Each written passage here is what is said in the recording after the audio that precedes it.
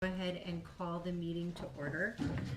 This is not one of our regular board meetings, so we won't need to read our mission or our vision statement, so we can move directly into entertaining a motion to approve today's agenda. So moved.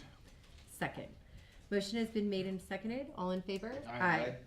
Any opposed? All right, that's going to move us directly into the information and discussion period. Dr. Russell? Chair Taylor, trustees, tonight we are going to share some more information around some of the mitigation strategies that we have been sharing the last couple of weeks. If you remember a couple of weeks ago, there was a question around the future of elementary schools, that if we were to consolidate schools from 14 to 11, what would that do to class sizes? And then there was also a question, I think, around middle schools. What would that look like if we were to consolidate from 4 middle schools to 3 middle schools? So before we went on Thanksgiving break, we shared the information around the elementary schools. Tonight, we're going to share some information on what that looks like in middle schools. I'm going to have Mr. Yarborough is going to come up and present with us some information around it.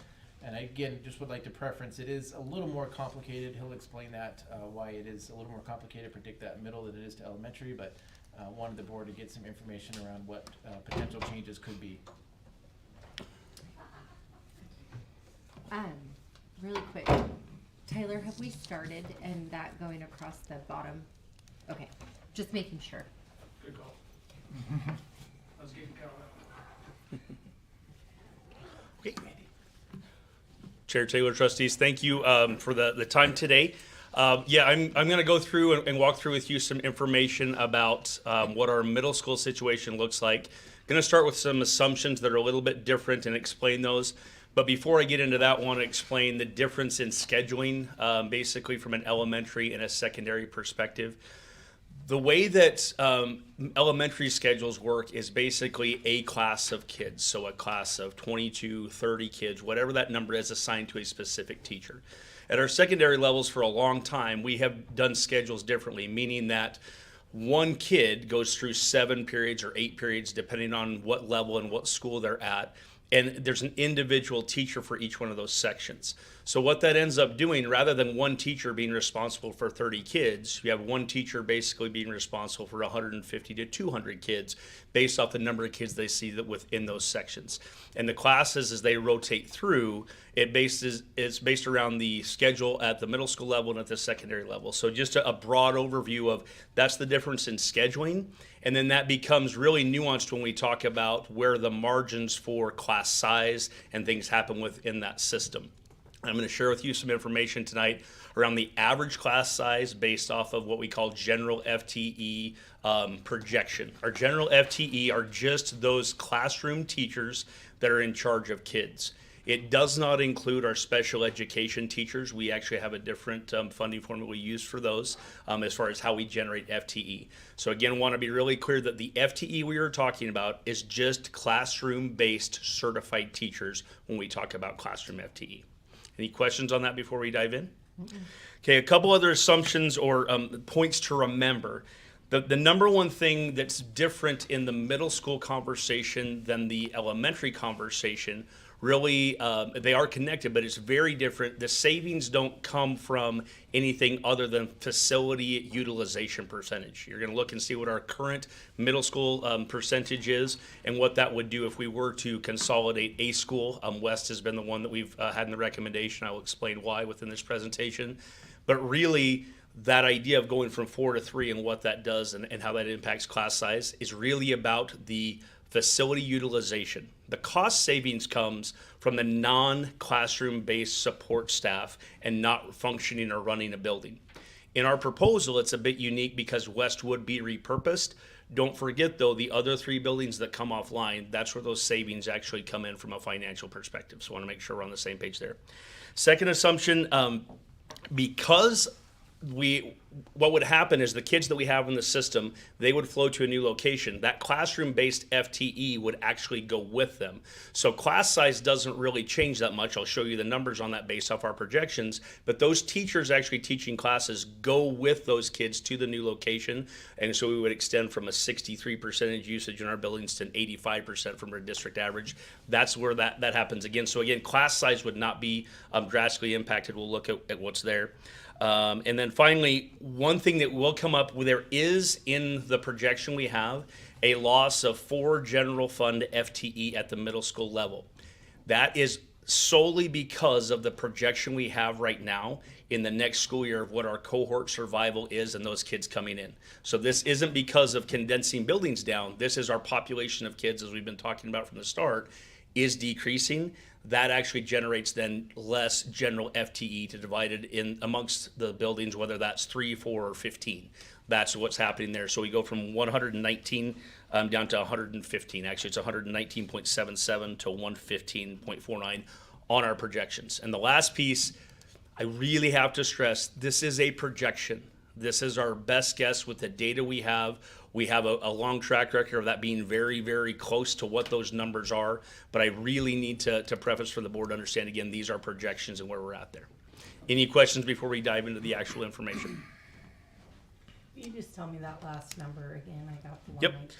119.7. 119.77 was the FTE for this current school year that was generated based off of our projection from last year. And the projection leading into next year goes down to 115.49 general FTE. Again, so roughly 4, a little over 4 FTE. Again, I've got to stress that's not to do with anything of consolidating buildings. That's because of the number of kids decreasing within our system. So, okay. Tyler, can you throw the PowerPoint up for me, please? So the first 2 slides here on the PowerPoint. Next slide, Tyler. Just really want to reiterate, these are the same slides that were in the elementary, but want to reference those are the dynamics and variables that we have that we're operating around. Again, about 1,900 kids lost since the school year of 2013 to 2014. You can read all the things there, our projected growth, charter school expansion, homeschools, all the things we've talked about. Everybody feel comfortable with that slide, knowing that's the dynamic that we're living in? Okay. This next slide, again, something that you've seen before, but want to notice again, the general trend line, we are seeing smaller and smaller class cohort sizes. There are some bubbles in there where you will see we would go from, say, 1,010 to 1,046 or things along those lines. But for the most part, you can see that trend line. If you look from 13, 14 down to, say, 17, 18, many more 1,100s, high 1,000s, even a couple 1,200s on there, down to where we're getting down to now our most recent kindergarten cohort at 845. Now those kindergartners are a ways away from middle school, but you can see if you look from 21, 22 down to 23, 24, those numbers are getting smaller and smaller, just over the 1,000 number in a number of those cohorts within the 900s. Okay, so again, the variables we have there. Now here's new information that we haven't shared yet as far as, Tyler, next slide, as far as presentation to the board. So the assumptions to know, what we do understand. I broke this down into what we projected for the current school year, and I did break that into 2 pieces. The first, 3 pieces. The first is the total overall projected middle school enrollment we have, kids in our system grades 6 through 8. Behind that, you can see the 4 comprehensives, and then I have the alternative schools programs and what those projections were. So to be clear, for the current school year, our projected enrollment total was 2,927 kids. We projected in our 4 comprehensive middle schools 2,672, and then we projected in our alternative school programs 255. That was our projection last year headed into this year. Our actual enrollment based off of November 27th kids in our system was 2,556 in our 4 comprehensive schools, 314 in our alternative programs, for a total of 2,870. So that 2,870 is down about down about 60 kids from our overall projection. The difference was our alternative programs, which include Nova, Union, Nova Union, New Horizons, and Park Ridge are the schools that have middle school populations. They were up at 314 as of the 27th of November. We had projected 255, those have grown. There is a nuance here that's really important. One of the dynamics we're trying to navigate through is the idea of having parent choice and different options within our system. We could say, let's get rid of those alternative programs and take those 314 kids and put them back in the traditional model. What the growth of those alternative programs suggests to us is that's unlikely, that kids would go other places or go other ways because they're looking for other experiences. Trustee Terry, you can see You're doing some math there. I was just making sure I was tracking your 255 to 314, and I Yep. totally heard on the alternative, and that they would look first at, like, if Yep. they want to be online, they want to be online. Gotcha. I Yep. just was double checking to make sure I was tracking you. Yep. Now the last bullet under the subsections is school year 24-25. So looking for next year, our projected enrollment right now using the method we've used for a number of years, that cohort survival model and other pieces, is 2,871. You'll see that is actually one student off from what we were enrolled on November 27th this year, actual hard count bodies. So that is our projection. In the 4 comprehensive high schools, then that projection will be 2,564, and then 307 within our alternative programs. Again, as a quick reminder, what we do for the projections for the next year, we have data from the state, we look at the number of kids actually enrolled, and then we use those figures to make projections into the next year of what that cohort survival would look like, and those kids being in our system, back to that red, yellow, and green kind of graph going through. What you can see there again is we're projecting in the comprehensive high schools almost the same amount, 8 kids more than we have enrolled right now. And again, that projection is based off of those models. So what we have in the system currently right now, kids, whites of their eyes seeing them, and what we project is basically flat for the 4 comprehensives. Those are the numbers I used to get down to class average, and we'll go through that in a minute. Okay. Our general fund FTE is, as I mentioned, 119.77. That was the projection for 23-24. That's the number shown there. Our FTE for 24-25 is 115.49. Because again, remember that's on projection. When you look at the projection for 23-24, that number was 29.27. The projection for next school year is 28.71. So down about that 60 kids, and how those play out within, again, sections and those .22s. In an elementary, you don't have a point teacher, right? You maybe can have a halftime music teacher and split them in 2 different locations. In the middle school, we can divide by 6 or 7 periods, depending on how many periods a teacher is teaching and how many classes a kid actually has within their schedule. Okay? Mr. Yarborough, Yes. maybe just stop for folks that are listening to and understand what cohort survival is. Just a simple example, if you have 100 kids in a grade level, and then 100 enrolled the next year, you'd have a cohort survival of 100%. If you have 100 kids in a grade level and 90 enroll in school the next year, you'd have 90% cohort survival. So what the district does is look at those numbers over numerous years and helps them calculate how many kids we anticipate coming into the next school year. So I just wanted to clarify that. So that term cohort survival may not be Yes. something Widely that known. what everyone knows who doesn't work in schools all the time. Yeah. To tag on there, Dr. Russell, basically the number of kids as they go through the grade, from first graders, second graders next year, third graders the next year, fourth graders the next year, how many do we keep within the system? So do we know what that number is right now, the cohort survival, We the do. percentage? What we do, we have not updated, Tyler, you go back to the third slide. We have not updated this yet, but we do, and that's where the numbers for the projections that we have, Trustee Kirkman, are actually there. So that projected number we have for the 24-25 school year is based off that cohort number. So again, losing kids over time is what those end up being. Sure, and I understand that. Are you going back to where are we at, 2018-19 cohort or 17-18 cohort to Yep. where we are now? What cohort are we using? What It, year? it would be that the cohorts that would fall into 6th, 7th, and 8th grade. So this year's current 7th graders, current 6th graders, and current 5th graders will be the ones that we would project into the next year as they move through. Can I answer the question? Yeah, right. So I'm the one that builds the models. So ultimately what we do is we take the last 5 years. So the reason he said it's not 100% done is because I took November 1's numbers and we still have to scrub them to get everything corrected. Okay. Usually I take the state's numbers in the system after they're scrubbed and all that. So we will redo these based on that.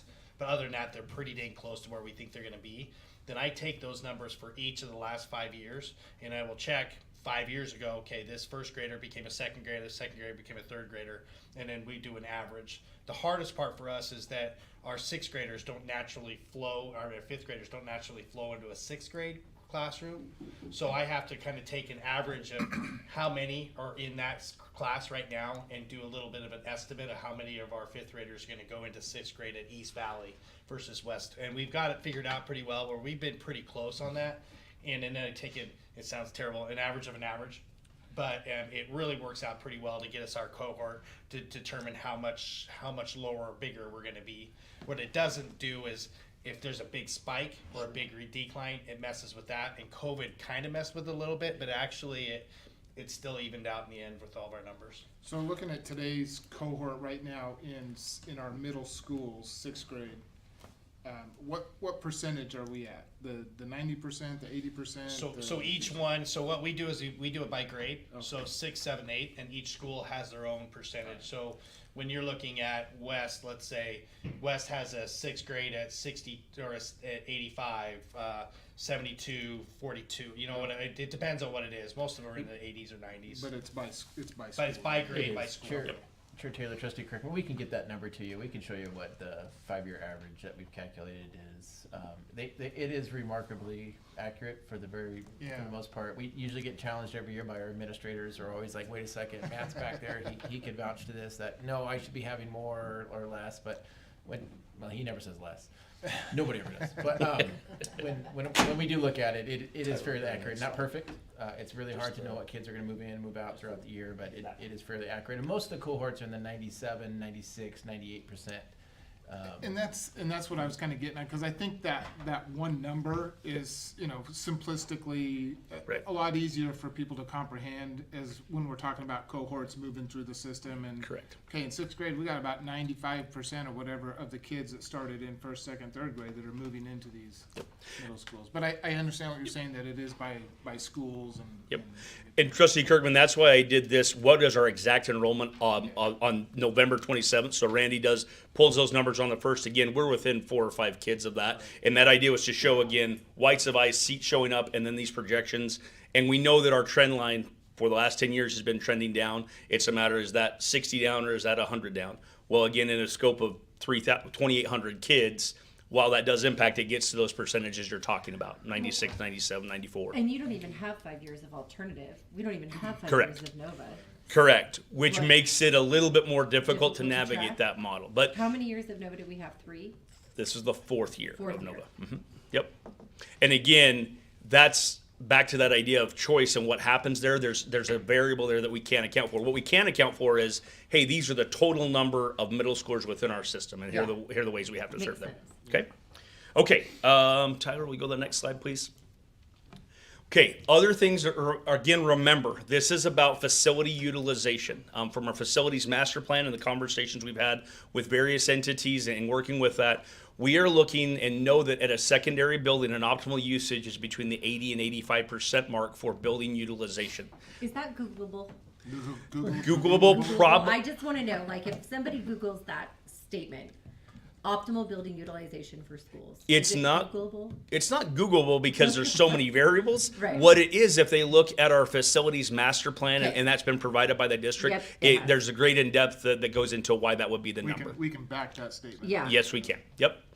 So, using our previous reports and documentation, right, the capacity for our middle schools is basically 1,000. I say basically 1,000 because I want to be really clear.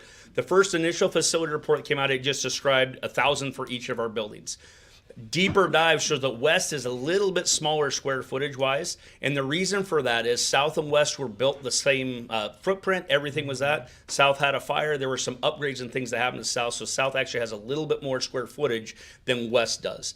But for the purposes of this, and again, that facility utilization, we're going to stick at 1,000 because we also have Lone Star that's probably closer to 1,100 or 1,200 capacity, right, when we get down to that. So this model, again, want to be really clear and transparent. There are some assumptions here, but we really feel, to Trustee Kirkman's point, we can back up these assumptions. That's why they're here, okay?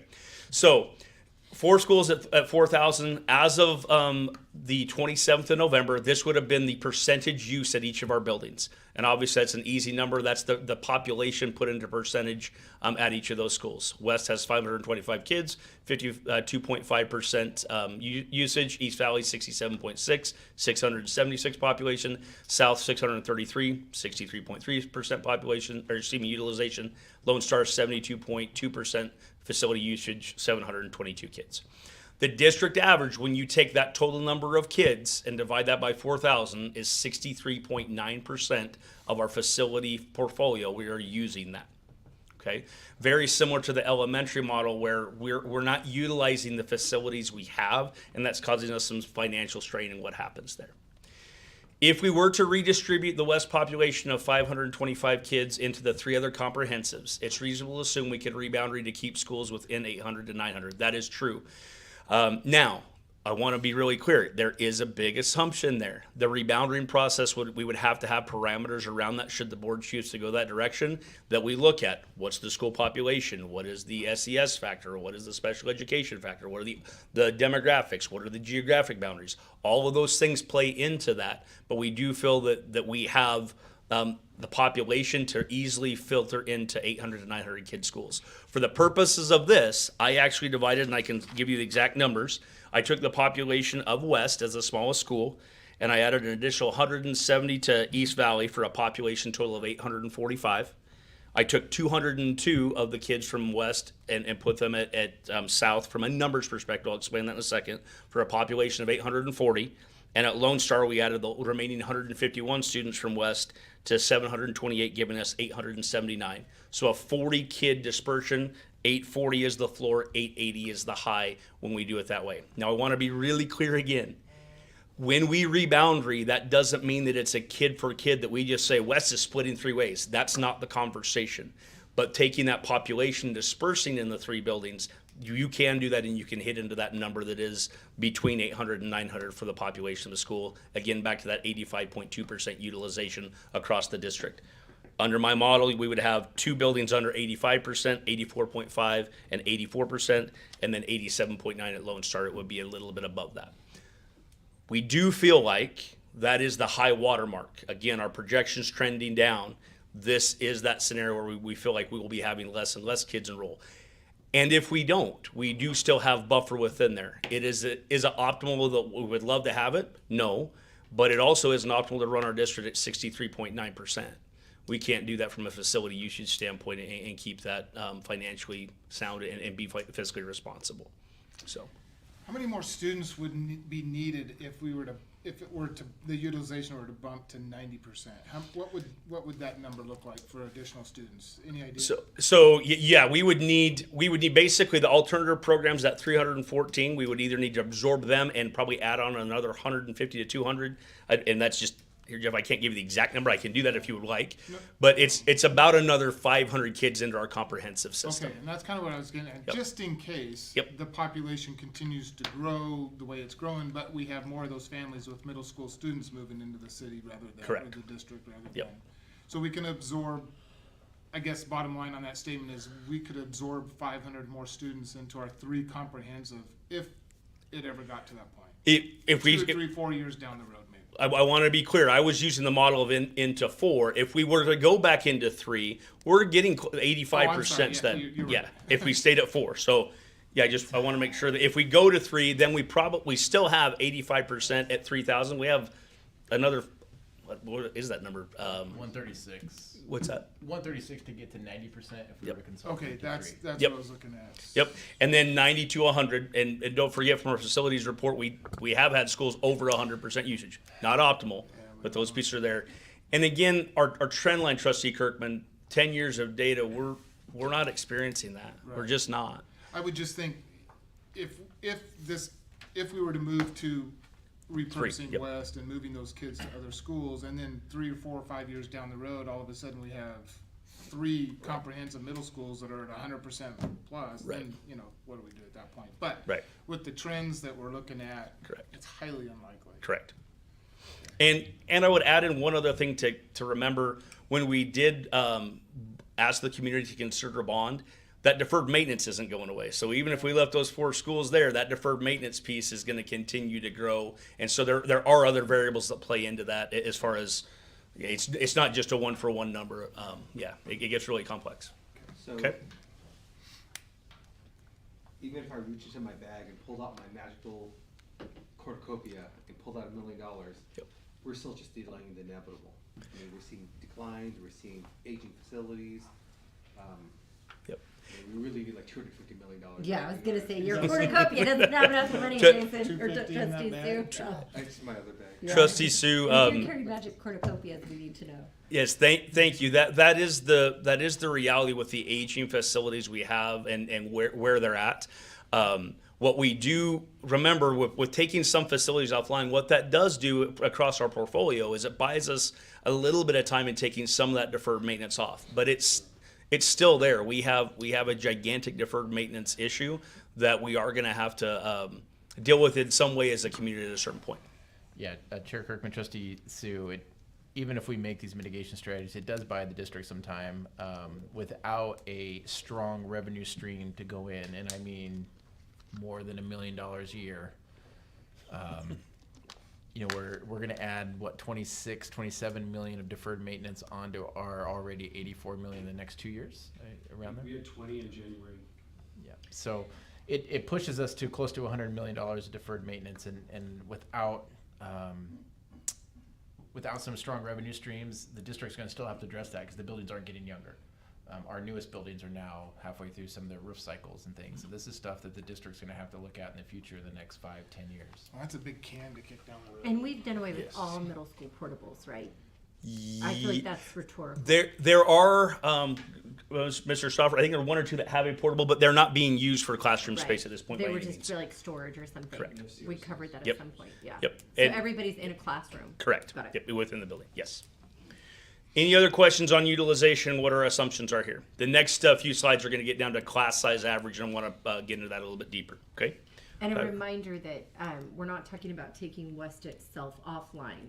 We're talking about still utilizing that building Correct, yes. Yep, but taking it offline as a middle school. as a if you will. middle And- school. yep. Offline as a middle And- school, but we'll still have building cost here. My last slide kind of goes into Okay. that and why West would be the Got one it. for the board to consider. Got it. Next slide, Tyler.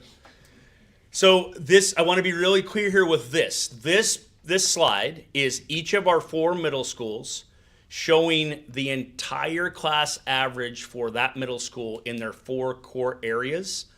But this is really important with general FTE and ESSER dollars. So the ESSER dollars that are going away, we will no longer have no matter what, and some additional federal revenues that we've used in these years to get to these class size averages at our middle school. Now again, these are 6-8 averages, so I want to be clear, there could be a 32 and a 22 in those numbers, but these are general class size averages of what those look like at each of the 4 buildings.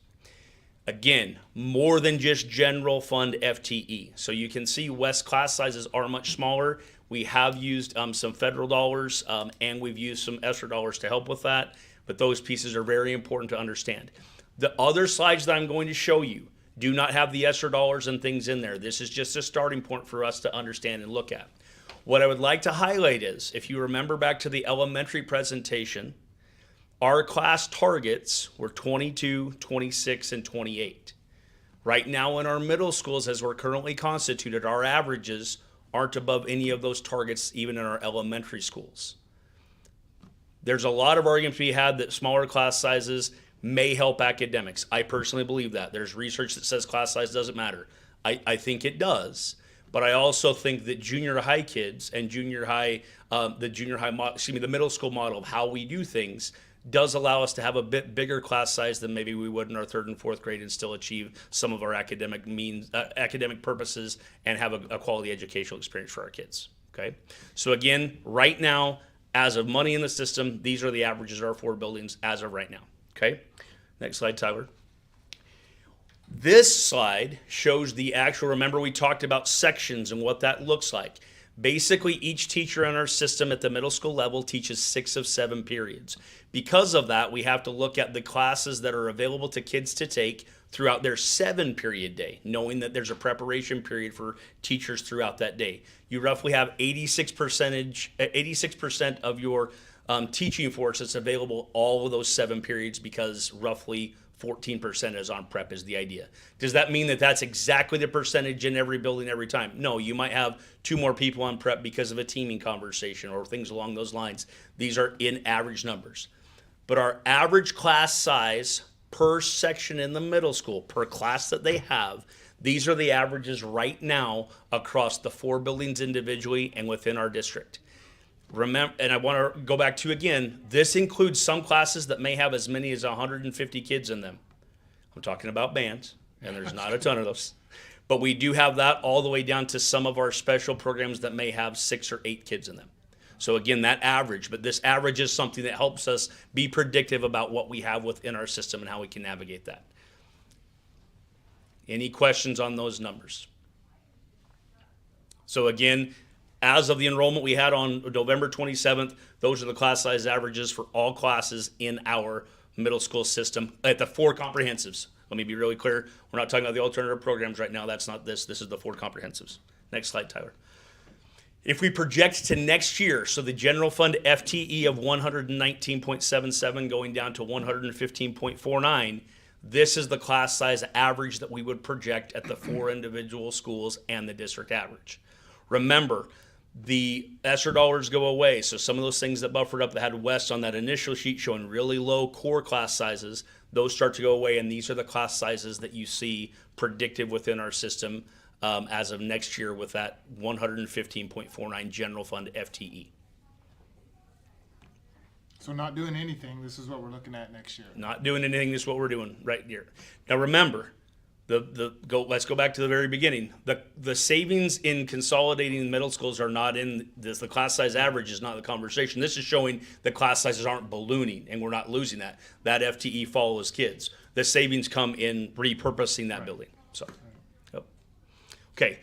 The next slide I have is the class average going to 3 schools. So Tyler, if you'll go to that one. So again here, you can see what this does because the FTE actually follows the kids in the system. We would go, our projections right now for the 24-25 school year, East Valley would have 30.9 FTE, South would have 28.69, Lone Star would have 33.7, and right now in our projections, West has 24.14. If we absorb the population of West into the 3 other schools and we take that FTE, general fund, classroom FTE, and reallocate it, the FTE at East Valley goes from 30.9 to 3806. The general fund FTE at South goes from 2869 to 37.84. The general fund FTE at Lone Star goes from 33.7 to 39.59. Those FTE figures I just shared, not on this, lead to the calculation of how these averages happen. What was South's again? South would go from 28.69 to 37.84. Let me have the caveat I've said 15 times. These are projections. They're the numbers that we have right now. And that's, again, assuming that we would balance the schools, like I said, with that number of getting to the 840 to 879 kids. And didn't you say there would be reduction in some administrative cost? There would. Because of the support staff that are involved, that's what we would absorb through attrition and through consolidating those schools. Now, our hope is for all of our staff, but particularly our teaching staff, we know that they're going to have positions in the middle school. We still have kids that have that need. What we would be looking at is how do we navigate going from 4 comprehensive middle schools down to 3 and the support staffs that are needed there. That's where the savings comes in. Our initial recommendation, though, remember, that is over time for us to get down to that. We're really, we can stay out of Dr. Russell. We can stay out of the riffing thing where we'd have to let people go. It's a matter of navigating that until we get attrition down to the right size. The ESSER money that's used for positions at West right now, is most of that money used for non-certified teaching positions? Ooh, that's a great question, Trustee Kirkman. I believe it's split. I believe there's a couple ESSER positions, then we had a few paras on there. I do have that data I could pull for you, but it's, yes. Yeah. Yeah, I think there are 3 positions at West out of our additional ESSER pot, and then 3 teaching positions, then 1 or 2 paras, but don't quote me on that. Any questions on these averages and what it looks like?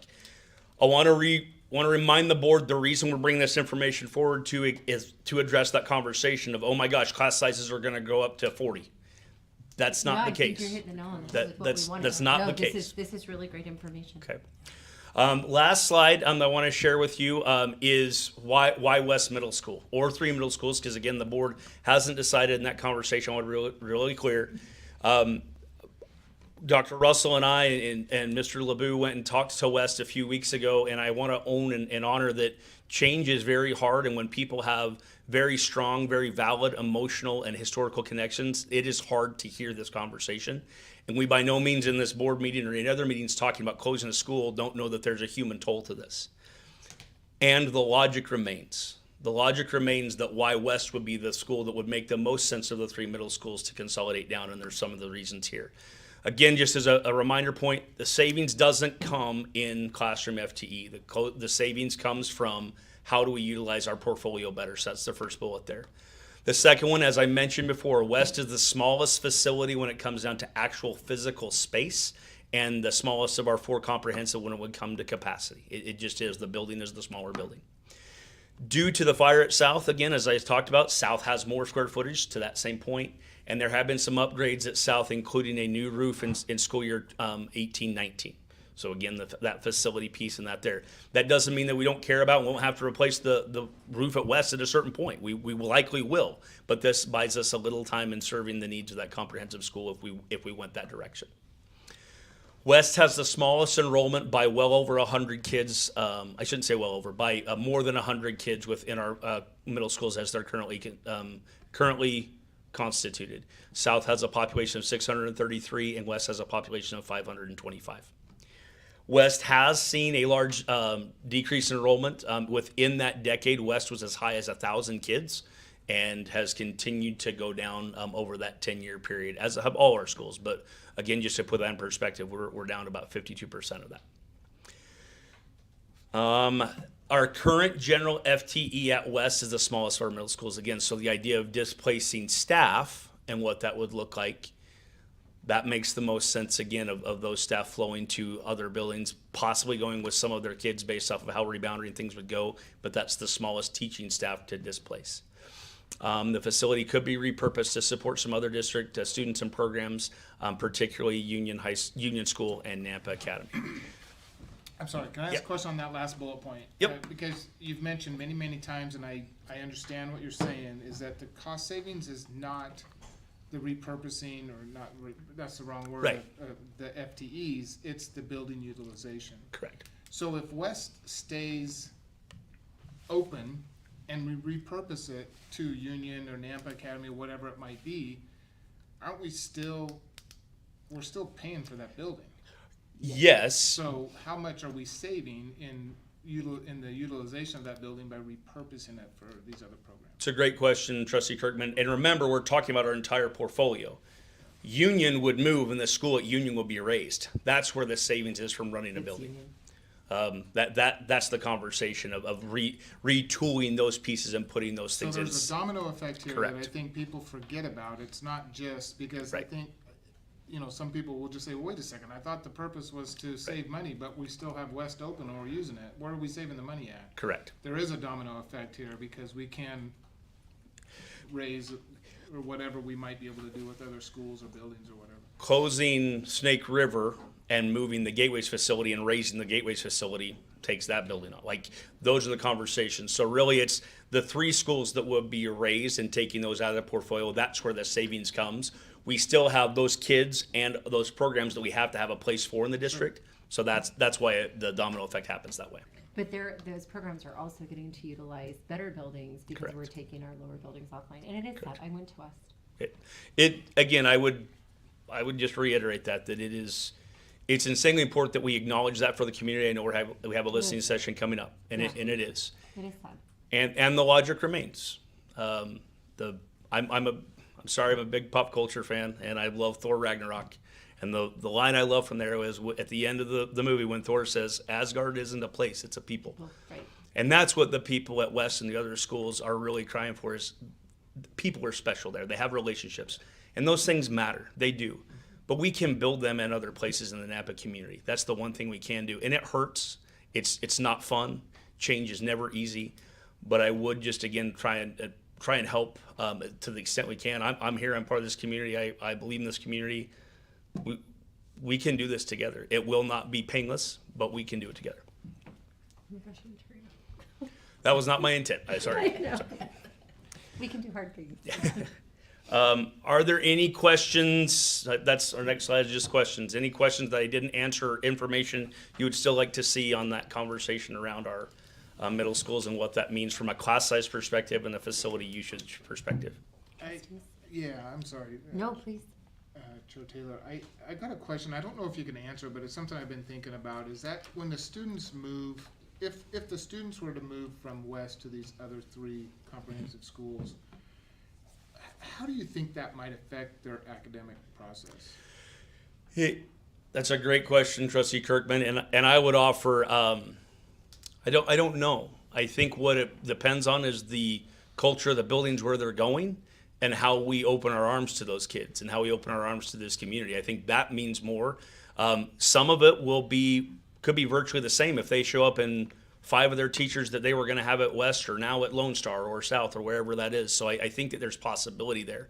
I also we definitely will have some family situations that they've been legacy families in those institutions. It's hard, but if a student is the first of their family heading into middle school, they won't know any different. So we are dealing with 2 grade levels now rather than 3, and we can hopefully again build that environment that we impact all of them in a positive way. I wish I had a silver bullet and we had our kids 100% proficient at everything, but we don't. We have work to do on the academic side. This will hopefully in the long run allow us to do that. I'm not going to look you in the eye and tell you, oh, it's going to be perfect, because it won't. Change is hard for kids just like it is for us.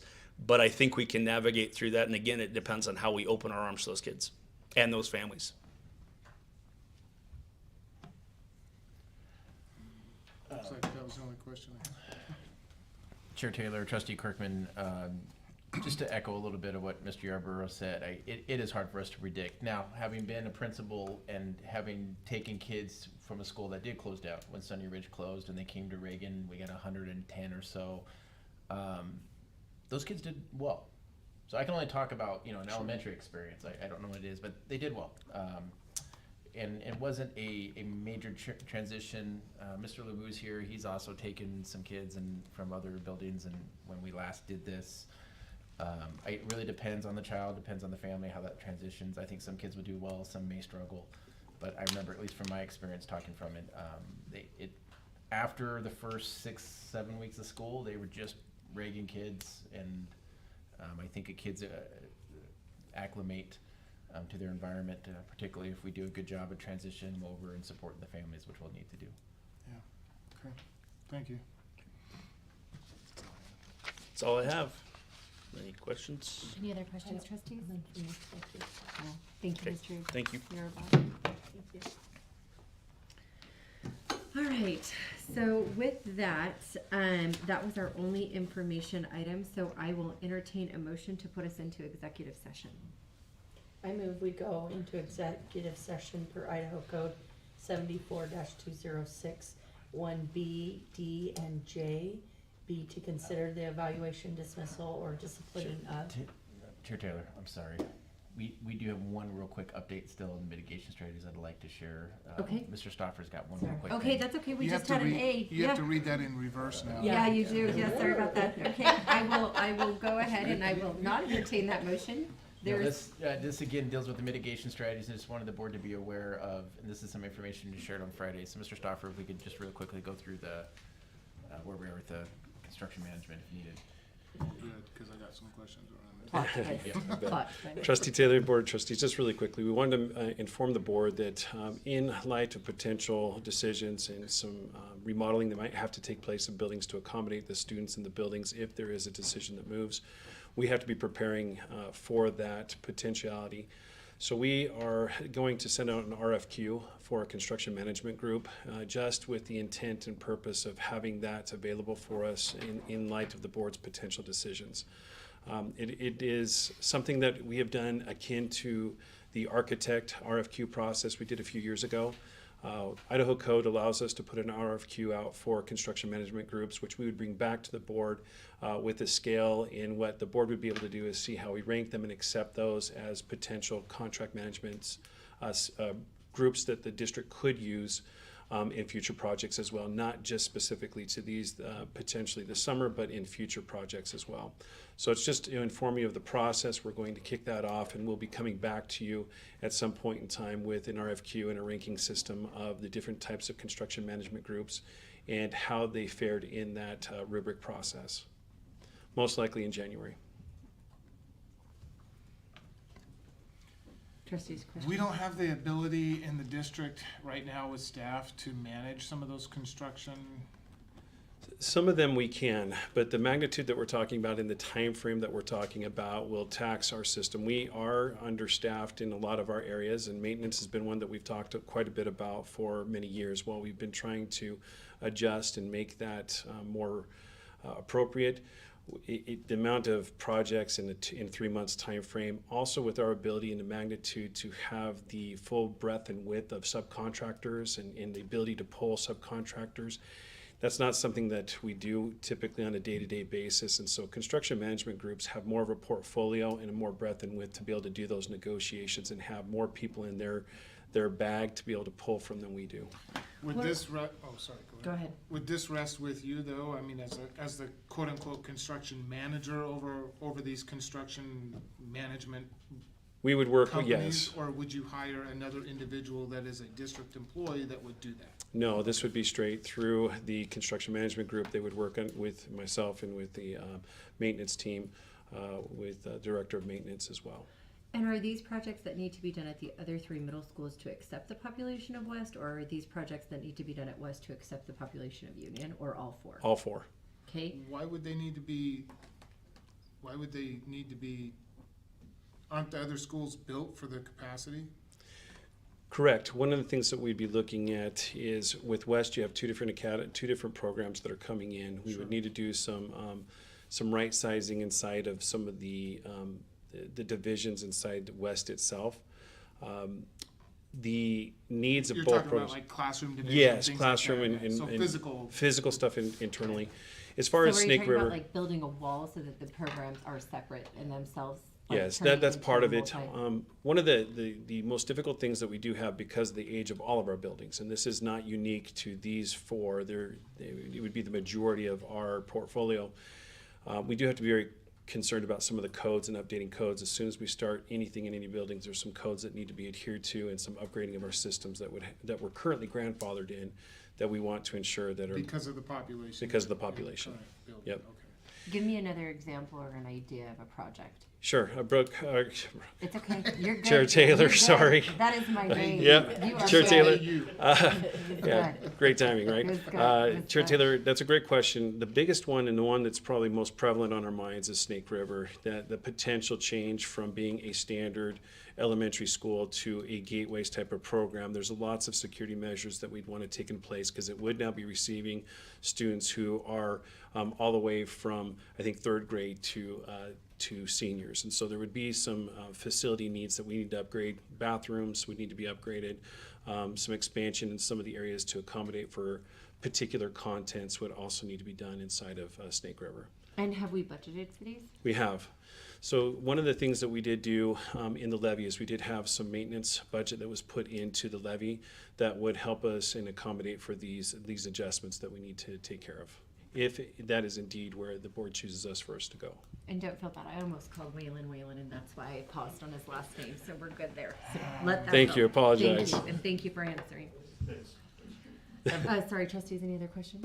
Yeah, so and it's not necessarily right along the construction line, but looking down the road, if the decision is made to move in this direction, what, and maybe this is too much of a loaded question, but what does it look like as far as rebounding and what, Yeah, you know where I'm headed.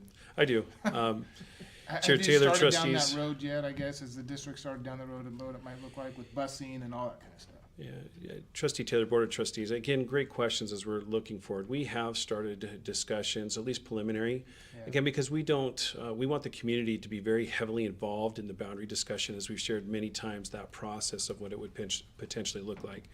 We have set up we're starting to set up the parameters. We have done some investigational conversations, but we haven't really got to that point in time until the board has made their decisions. And that's why we've been discussing the urgency of this decision, because the timing is critical. We're getting to that point in time that some of these decisions, if they're not made in a timely manner, do push us out further beyond our capacity to have buildings ready for the beginning of next year. So we've shared that. So the answer is yes, we are continually monitoring those. We're doing exploratory conversations. Again, with no finality, we haven't got to a point in time where we can even predict what those will look like, what the what the boundaries would look like, because it is going to be a process that is done by the community, again, like we have shared. So I know that's a natural and a place that we want to go because it's part of the conversation, but we need to know how many schools we're boundarying for before we can even start we're that just not there process. yet. And we're not there. Yeah. We're not there. Okay. That's all I got for right now. You better move on before. Thank you, Mr. Please, Stopper. thank you. Thank you. Dr. Russell, any C's on here that I'm not, okay. Are we sure? Oh, okay, good. No, I don't see. Randy you. hasn't stood up yet. He Randy, usually did you? finds- Are you sure you don't want to pass? Okay, all right. At this time, I will entertain a motion to move us into executive session. I move we go into executive session per Idaho Code 74-206, 1B, D, and J. B, to consider the evaluation, dismissal, or disciplining of, or to hear complaints or charges brought against a public officer, employee, staff member, or individual agent or public school student. D, to consider records that are exempt from disclosure as provided in Chapter 1, Title 74 Idaho Code. And J, to consider labor contract matter authorized under Section 74-206, 1A and B Idaho Code. Second. Roll call vote. Chair Taylor? Aye. Trustee Kirkman? Aye. Trustee Zuch? Aye. And Trustee Simpson? Aye. Perfect. We will head into executive session, and if I have any elected trustees, we will invite you